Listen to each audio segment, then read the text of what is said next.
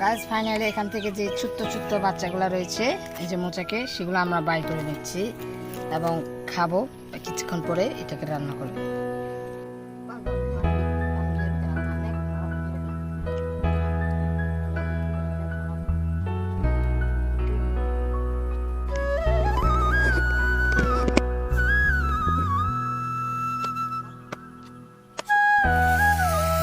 Guys এখন naturally পদ্ধতিতে আমার দাদা রান্না করছে না ছোলাটা ন্যাচারালি পদ্ধতিতে এবং প্লেসটা যে সুন্দর এই প্লেসে মানে খাওয়ার মানে মানে আনন্দটাই আলাদা।